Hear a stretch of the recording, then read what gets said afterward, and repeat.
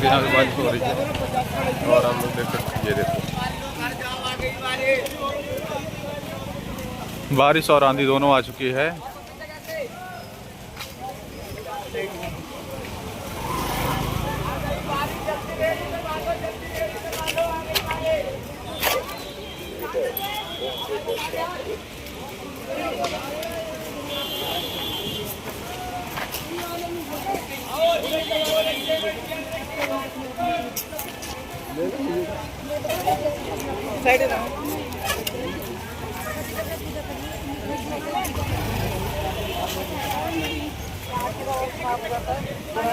जो कि आगे बारिश बहुत तेज हो रही है।